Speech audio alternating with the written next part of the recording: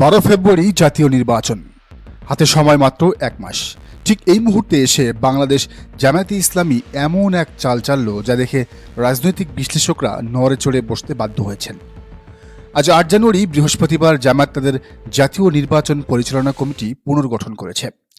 সাধারণ নির্বাচন পরিচালনা কমিটিতে দলের সিনিয়র নেতারা থাকেন, কিন্তু জামায়াতের এই তালিকাটি সাধারণ কোনো তালিকা নয়। কেন?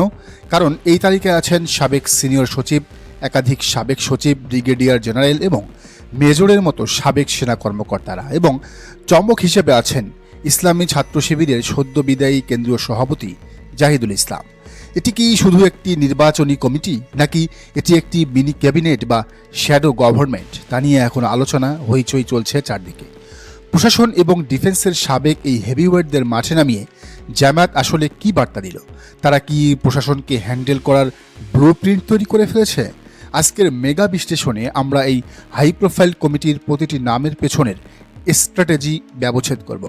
কমিটির শীর্ষ নেতৃত্বে রাখা হয়েছে দলের দুই পরীক্ষিত সিপাহ সালাহকে, আহ্বায়ক করা হয়েছে সহকারী সেক্রেটারি জেনারেল মাওলানা এটিএম মাসুমকে, এবং সদস্য সচিব করা হয়েছে সহকারী সেক্রেটারি জেনারেল মাওলানা আব্দুল হালিমকে। এই দুজনকে বেছে নেওয়ার কারণ হলো তাদের সাংগঠনিক হার্ডলাইনার ইমেজ এবং তৃণমূলের সাথে কানেকশন। মাওলানা আব্দুল হালিম দীর্ঘদিন ধরে সংগঠনের স্ট্র্যাটেজিক উইংগুলোতে কাজ করেছেন। তিনি জানেন কিভাবে সারা দেশের জনশক্তিকে এক সুতোয় গাঁথতে হয়। তবে চমকটা নেতৃত্বে নয়, চমকটা হলো সদস্যদের তালিকায়। জামাত এখানে পলিটিক্যাল লিডারদের পাশাপাশি টেকনোক্রেটদের নিয়ে এসেছে। কেন? খেয়াল করুন, এই তালিকায় সবচেয়ে ইন্টারেস্টিং পার্ট হলো সাবেক সচিব এবং সেনা কর্মকর্তাদের উপস্থিতি। নামগুলো খেয়াল করুন। সাবেক সিনিয়র সচিব মোহাম্মদ শফিউল্লাহ, সাবেক সচিব আব্দুল কাইয়ুম ও আবদুল্লাহ আল মামুন, অতিরিক্ত সচিব খন্দকার রাশেদুল হক, ব্রিগেডিয়ার জেনারেল গোলাম মোস্তফা ও শফিকুল ইসলাম এবং মেজর জেনারেল অবসরপ্রাপ্ত মোহাম্মদ ইউনুস আলী। প্রশ্ন হলো, নির্বাচন পরিচালনা কমিটিতে এদের কাজ কি? রাজনীতিতে একটা কথা আছে, ভোট শুধু ব্যালটে হয় না, ভোট টেবিলেও হয়। জামাত খুব ভালো করেই জানে 5 আগস্ট পরবর্তী প্রশাসন এখনও পুরোপুরি স্টেবল বা স্থিতিশীল নয়। ডিসি, এসপি বা রিটার্নিং অফিসারদের সাথে প্রশাসনিক ভাষায় কথা বলার জন্য পলিটিক্যাল নেতাদের চেয়ে সাবেক সচিবরা অনেক বেশি ইফেক্টিভ। সাবেক সিনিয়র সচিব মোহাম্মদ শফিউল্লাহ বা আব্দুল কাইয়ুমরা জানেন প্রশাসনের রগ রেশা কোথায়। তারা জানেন নির্বাচন কমিশনকে কীভাবে আইনগত ও প্রশাসনিকভাবে কাউন্টার দিতে হয়। অন্যদিকে সাবেক ব্রিগেডিয়ার জেনারেলদের রাখার মানে হলো নিরাপত্তা এবং ইন্টেলিজেন্স। নির্বাচনের সময় যে মাসেল পাওয়ার বা পেশিশক্তির খেলা হয়, বা রাষ্ট্রযন্ত্রের যে গোয়েন্দা নজরদারি থাকে, সেটা মোকাবেলার কৌশল এই সাবেক সেনা কর্মকর্তারা ভালোভাবে বুঝবেন। এটি বিএনপি বা অন্য দলগুলোর জন্য এক বড় মেসেজ। জামাত বুঝিয়ে দিল তাদের কাছে শুধু জনবল নেই, তাদের কাছে রাষ্ট্র চালানোর মতো ব্রেইনও আছে। কমিটির অনেক বড় চমক জাহিদুল ইসলাম, ইসলামী ছাত্র শিবিরের সদ্য বিদায়ী কেন্দ্রীয় সভাপতি। সাধারণত মূল দলের এত হাই প্রোফাইল কমিটিতে সদ্য সাবেক ছাত্রনেতাকে রাখা হয় না, কিন্তু জামাত এবার প্রথা ভেঙেছে। কেন? কারণ 50 লাখ ম্যান পাওয়ার এবং ক্যাম্পাস ফ্যাক্টর।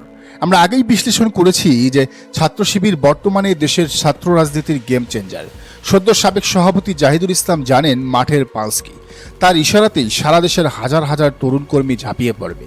তাছাড়া ডাকসু, জাকসু সহ বিভিন্ন ছাত্র সংসদে শিবিরের যে অবিস্মরণীয় বিজয়, সেই অভিজ্ঞতাকে জাতীয় নির্বাচনে কাজে লাগাতেই তাকে এই থিঙ্ক ট্যাঙ্কে রাখা হয়েছে। তরুণ ভোটার বা জেনজির ভাষা বোঝার জন্য জাহিদুল ইসলাম এই কমিটিতে সেতুবন্ধন হিসেবে কাজ করবেন। এটি জামায়াতের দীর্ঘমেয়াদী ভীষণের অংশ। তুলনাটা অনিবার্য। বিএনপির নির্বাচন পরিচালনা কমিটি এবং জামায়াতের এই কমিটির দিকে তাকালে একটা গুণগত পার্থক্য চোখে পড়ে। বিএনপির কমিটিতে মূলত রাজনৈতিক নেতারাই থাকেন, কিন্তু জামায়াত তাদের কমিটিকে করেছে মাল্টি ডাইমেনশনাল বা বহুমাত্রিক। এখানে আইনজ্ঞ আছেন যেমন অ্যাডভোকেট এহসান মাহবুব জোবায়ের, ডাক্তার আছেন professor doctor Nazrul Islam, engineer আছেন, আমলা আছেন, আবার সাবেক সেনা কর্মকর্তারাও আছেন। এটাকে বলা যায় একটা কমপ্লিট প্যাকেজ। নির্বাচনের দিন বা তার আগের যে কোনো ক্রাইসিস মোমেন্টে হোক, সেটা আইনি জটিলতা, প্রশাসনিক অসহযোগিতা কিংবা মাঠের সংঘর্ষ, এই কমিটি সব দিক সামলানোর সক্ষমতা রাখে। জামাত প্রমাণ করছে তারা ইমোশন দিয়ে নয়, আবেগ দিয়ে নয়, ক্যালকুলেশন এবং প্রফেশনালিজম দিয়ে ক্ষমতায় যেতে চায়। শেষ কথা হলো 8 জানুয়ারির এই কমিটি গঠন প্রমাণ করে জামাতের ওয়ার রুম বা যুদ্ধের প্রস্তুতি সম্পন্ন। তারা তাদের সেরা ঘোড়াগুলোকে বাজি ধরেছে। প্রশাসনের অভিজ্ঞতা, ডিফেন্সের ডিসিপ্লিন, ছাত্র শিবিরের তারুণ্য এবং রাজনৈতিক প্রজ্ঞা, এই চারের সমন্বয়ে গঠিত এই কমিটি আগামী 1 মাস মাঠ কাঁপাবে। এখন দেখার বিষয় সাবেক এই সচিব এবং জেনারেলরা প্রশাসনের বর্তমান কর্মকর্তাদের কতটা নিউট্রাল রাখতে পারেন, কতটা নিরপেক্ষ রাখতে পারেন এবং জাহিদুল ইসলামের নেতৃত্বে তরুণরা কতটা ভোট টানতে পারে। রাজনীতি দাবার খেলায় জামাত তাদের চাল চালল, এবার প্রতিপক্ষের চালের অপেক্ষায়। দর্শক, আপনার কি মনে হয় সাবেক সেনা কর্মকর্তাদের এই অন্তর্ভুক্তি কি জামাতকে নির্বাচনে বাড়তি সুবিধা দেবে? জানান মন্তব্যের ঘরে। আর এই চ্যানেলে নতুন হলে অবশ্যই সাবস্ক্রাইব করুন এবং বেল আইকনটি বাজিয়ে রাখুন।